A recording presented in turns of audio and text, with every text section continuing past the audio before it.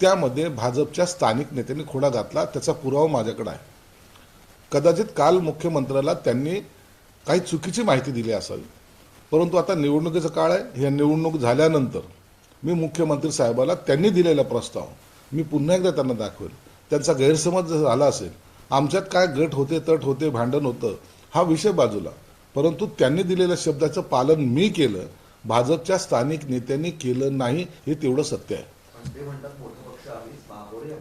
आता पक्ष आहे, पक्षाची अशी लाईन ही घेणं गरजेचं आहे.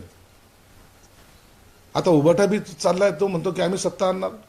काँग्रेस ज्याचं अस्तित्व नाही तोही म्हणतो सत्ता आणणार.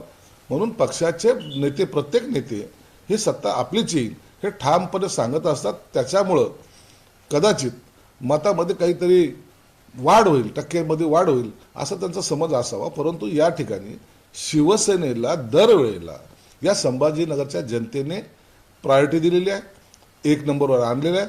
आणि आतापर्यंतच्या इतिहासामध्ये शिवसेना ही 1 नंबरवर होती आणि राहील.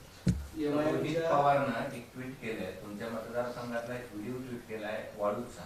तलवारी घेऊन लोक फिरतायत आणि हे करतायत, आणि त्यांनी असं लिहिलंय की राज्याला दररोज ज्ञानामृत पाजणारे राज्याचे समाज कल्याण मंत्री संजय शिरसाट यांच्या मतदारसंघातील हा गुंडा राज पहा. हे बारामती, पुण्याचं लोन इकडे येण्याचा जो काही प्रकार चालला आहे, मला वाटतं हे वाईटच आहे. त्यांचा आम्ही नीट आज बंदोबस्त करू. तुम्ही तुमच्या मतदारसंघात तुमच्या त्या पुण्यापासून चाललेल्या बारामतीपर्यंतचा जो चाललेला धुमाकूळ आहे त्याकडे लक्ष द्या. तुम्हाला जी काही खाजवायची सवय आहे ना, ती बंद करा. आम्ही इथंचे हे जे काही चिल्लर चालल्यावर गुंड आहेत ना, त्याचा बंदोबस्त करायला आम्ही समर्थ आहोत. नवी मुंबईमध्ये एकनाथ शिंदे आणि गणेश नाईकांचा वाद शिगेला पोहोचला. हुकुमशाही मोडीत काढायचे असं शिंदेचा नाईकावर हल्ला बोलत, तर चोरांच्या उलट्या बोंबा म्हणत पुन्हा शिंदे साहेबांना डिवचला आहे. गणेश नाईक काय बोलतात त्याची सगळी दखल त्यांचे नेतेही घेत आहेत. वारंवार त्यांना समज दिलेली आहे. परंतु निवडणुकीच्या काळामध्ये त्यांनी शिंदे साहेबावर डायरेक्ट जर टीका केली तर त्याचं प्रत्युत्तर सुद्धा डायरेक्ट आम्ही त्यांना देऊ.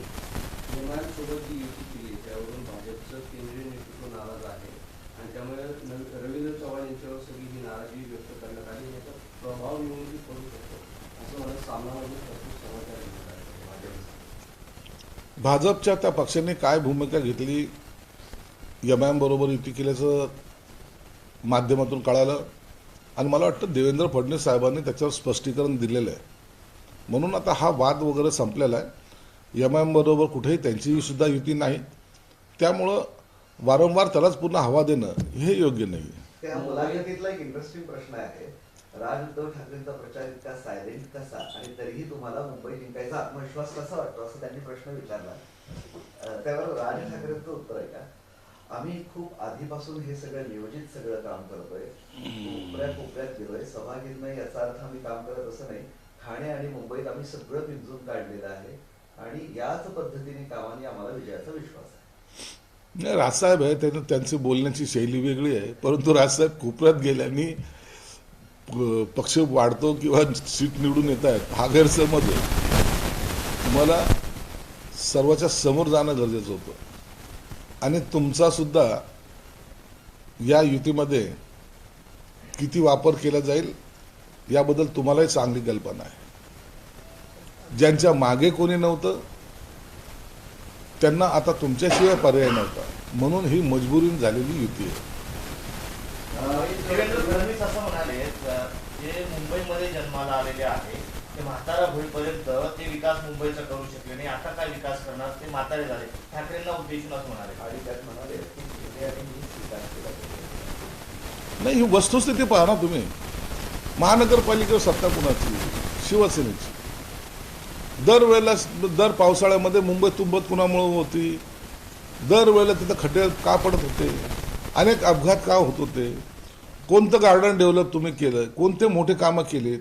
हे तुमच्या या जाहीरनाम्यामध्ये आलं पाहिजे ना. वचननामा, जाहीरनामा याच्यात आले पाहिजे ना. आता जी काही स्पीड केली आम्ही दाखवलेली आहे गेल्या 3.5 वर्षामध्ये. आता कोस्टल रोड सुरू झाला, सर्व रोडचे कामं सुरू झालेले आहेत. आताच मुंबईकरांचा जो श्वास कोंडलेला होता तो आता मोकळा व्हायला सुरुवात झालेली आहे. अटल सेतू असेल, एक्सप्रेस वे असेल, हे सगळे कामं जी आहेत ना, गतीने करण्याचा जो प्रयत्न आहे तो महायुतीने केलेला आहे. हेच मुंबईकर जाणतो ना. आता कुठेतरी मुंबईकरांना विश्वास वाटायला लागलेला आहे की यापुढे मुंबईचा विकास ही महायुतीच करेल. बंडखोरी रोखण्यासाठी तुम्ही मुंबईत गुप्तता पाळून सगळी युती केली होती. मात्र आता मुंबईत 4 असे महत्वाचे प्रभाग आहेत जिथे महायुतीचा एकही उमेदवार नाही. फायदा काय? नाही, काही प्रभाग असतात त्या ठिकाणी माहितीचे उमेदवार नसतात. आता आमच्याकडे सुद्धा शिवसेनेचे बी उमेदवार नाहीत आणि भाजपचे पण नाहीत. म्हणून काही ठराविक जे काही प्रभाग असतात त्या ठिकाणी आमचे कॅन्डिडेट नसतात, हे आम्हाला मान्यच आहे आणि तिथं आम्ही जास्त प्रचाराच्या भानगडीत पडत नाहीत. म्हणून याची काळजी करायचं काही कारण नाही. संजय राऊत हा बोला. असं आहे की तुम्ही तुमच्या विरोधात उद्धव ठाकरेंच्या शिवसेनेने 50 कोटी एकदम मोठी घोषणा दिल्यावर तुम्ही फार चिडायचं. मात्र मुंबईमध्ये भाजपाच्या वतीने अशा प्रकारच्या घोषणा देण्यात आल्या वार्ड क्रमांक 173 मध्ये, आणि तुम्हाला 50 कोटी एकदम मोठी अशा घोषणा भाजपा तिथे देताना पाहायला मिळते. भाजपचं ते कोण महारथी त्यांचा शोध घ्यावा लागेल. बाबा, अशी घोषणा देण्या अगोदर एकदा देवेंद्र फडणवीस साहेबाला विचार, काय परिणाम आम्ही केला आमच्या बंडखोरीनंतर, आणि त्याचा परिणाम आज आपण जे सत्तेत आहोत ना, त्याचं मूळ कारण ते आहे. म्हणून ह्याच्या घोषणा देणे पूर्वी एकदा विचार. ज्यांनी घोषणा देण्याची सुरुवात केली होती ना, ते आता ते घोषणा पण विसरलेत. कापून टाकू, पोस्टमार्टम करू, मुंडके छाटू, गद्दाराला गाडल्याशिवाय राहणार नाही, त्यांची भाषा आता कुठं गेली बघा. आणि म्हणून जर असे एखाद्या कार्यकर्त्यांनी असे जर काही घोषणा दिली असेल तर निश्चितच देवेंद्र फडणवीस साहेब त्याची दखल घेतील. ते काल शिंदेची आणि संजय राऊतांची भेट झाली, त्यावर संजय राऊतांचं असं वाक्य आहे, ते राज्याचे बेकायदेशीर उपमुख्यमंत्री आहेत. हा हेलो केलो, ते माझे जवळचे मित्र होते पण ते पळून गेले, मग काय करणार, दिसले तर हेलो हेलो. काय बोला या माणसाला. कधीतरी खरं बोललं पाहिजे ना आयुष्यामध्ये. एखादी गोष्ट ज्या शिंदे साहेबाचे तुम्ही पाया पडत होते ना राज्यसभेवर जाण्यासाठी, विसरले? तेच एकनाथ शिंदे होते ना विधान भवनात, मी तिथं होतो ना सोबत तुमच्या. त्यांनी एक जरी बोट इकडे तिकडे केलं असतं तर जे अर्ध्या मतांनी निवडून आलेत ना, ते आज राज्यसभेत दिसले सुद्धा नसते. म्हणून ज्यांनी उपकार केले त्याची जाणीव ठेवली पाहिजे. ज्यांनी आपल्यावर कधीतरी संकटकाळी मदत केली त्याची जाणीव ठेवली पाहिजे. ज्या नेत्यांसाठी तुम्ही आज बोलतायत ना, त्यांच्याबद्दल तुमचं काय पूर्वी मत होतं हे एकदा बोलायला लावू नका. म्हणून बदलती भूमिका, बदलता नेता, ही लायझनिंग करायचे जे प्रकार आहेत हे संजय राऊत अनेक वर्षापासून करतायत आणि त्यांना तोच धंदा योग्य आहे. आणि नागपूर महानगरपालिकेत बटंगे तो कटंगे यानंतर जे आहे ते परिणय त्यांनी बटोगे तो फसोगे असा नारा दिला. आता निवडणूक, या निवडणुकीमध्ये वेगवेगळे नारे येतात. या नाऱ्याला एवढं सिरियस घ्यायचं नसतं. मतदार जागरूक आहे, त्याच्या वार्डाचे प्रश्न असतात, त्या क्षेत्रापुरतं आपल्याला काय डेव्हलपमेंट पाहिजे ह्याचा विषय असतो. म्हणून आता हे नारेबाजी प्रत्येक पक्षाचा नेता वेगवेगळे करत असतो, पण तो मतदार जागरूक आहे, तो योग्य ठिकाणी मतदान करतो. सुप्रिया सुळेंनी एक महत्वाचं वक्तव्य केलंय, प्रादेशिक पक्षात खूप चांगली नाही, 2 शिवसेना असो की एनसीपी असो, एकत्र आले तर ताकद राहा. सुप्रिया सुळेला हे शिवसेनेला उद्देशून बोलायचं नव्हतंच. त्यांना त्यांच्या राष्ट्रवादीबद्दल बोलायचं होतं आणि त्याचे ते संकेत त्यांनी आज दिलेले आहेत. भविष्यामध्ये प्रादेशिक पक्षाच्या नावावर नाही तर पवार या नावावर एकत्र यावं अशी कदाचित त्यांची इच्छा असावी. पण ते शिवसेनेबाबत पण बोलले ना, 2 शिवसेना हे त्यांनी मुद्दामून असं त्याला टच असावा, स्वतःच्याच पक्षाबद्दल आपण बोलतो असं वाटू नये, एवढ्या त्या हुशार आहेत. शेवटचं एक विचारतो, काल मुख्यमंत्री म्हणाले ना खान ना मान, आता फक्त राखो भगव्याची शान. नक्कीच ना खान ना बाण राखू भगव्याची शान, परंतु भगव्याची शान राखताना हातामध्ये धनुष्यबाण असणं गरजेचं आहे. धनुष्यबाण नसला ना तर दुश्मनाचा निपात करू शकणार नाही. म्हणून आपल्याकडे डोळे वटारणाऱ्याला, आपल्या भगव्याला खाली उतरवणाऱ्याला जर गाडायचं असेल तर धनुष्यबाण हा हाती असावाच लागतो. हा विजयाचा भगवा शिवसेनेचा असेल की भाजपचा महापौर पदाचा? महापौर हा शिवसेनेचाच होईल. सर बरं, एक याला जोडून असं आहे की त्यांनी काल बोलताना असंही म्हटलं की निवडणुकानंतर युती होईल असे संकेत त्यांनी दिले आहे प्रत्यक्षात. जो भगव्यासाठी एकत्र यायला तयार असेल त्या प्रत्येकाला सोबत घेऊ. तो पक्ष कुठलाही असू द्या. आमची तीच भूमिका आहे. जो भगव्यासाठी आमच्या बरोबर येईल त्यांना आम्ही बरोबर घेऊ. सर सर सर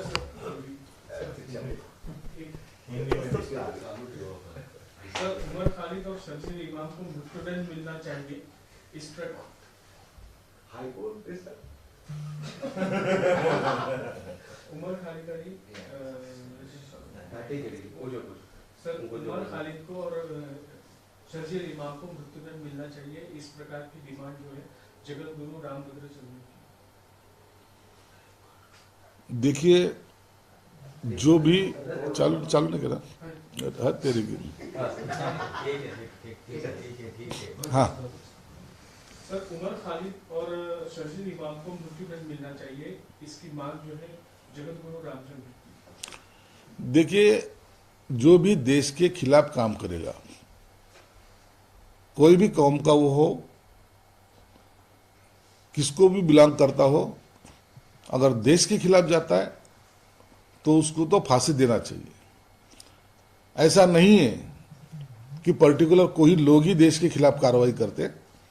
तो इसके पहले भी बहुत सारे ऐसे बड़े नेता थे जिसने देश के खिलाफ कार्रवाई की थी और उनको भी सजा दी गई थी.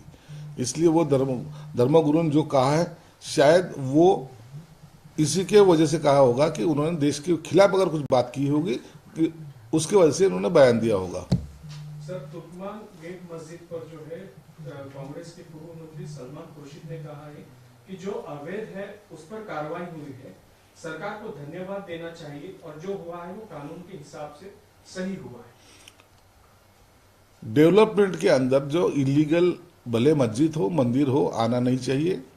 और सलमान खुर्शीद जो कांग्रेस के वरिष्ठ नेता है उन्होंने इस बात को पुष्टि दी. इसका मतलब है वो भी चाहते कि डेवलपमेंट में चाहे मस्जिद हो या मंदिर हो वो आना नहीं चाहिए. ये उनकी भूमिका बहुत स्वागतार्थ है, उनका हम स्वागत करते हैं. अंबादास दानवे साहब ने ट्वीट किया है कि परली में आपकी और एमआईएम की यूटी हुई है, आपको मुबारक. अरे उनको कुछ पता भी नहीं रहता है. वो रात को नींद में से उठ के उनको भी संजय राउत जैसी आदत पड़ी है, उठते हैं और कुछ भी बकते हैं. एमआईएम का सबसे ज्यादा कट्टर विरोधक है वो शिवसेना है और शिवसेना ऐसी बातों को कभी ना यकीन करती है ना युती करती है. बंद करा रे सगळे. एखादं सांगून जाते प्रकरण काय तेच ना. त्यांनी खेळणं एकदम व्यवस्थित आहे. आता तुर्कमेनिस्तानचं जे मशिदीचं जो प्रकरण आहे ना, हे माहीतच नाही. परवा ओबीसी त्याच्यावर बोलले होते माहिती आहे का तुम्हाला?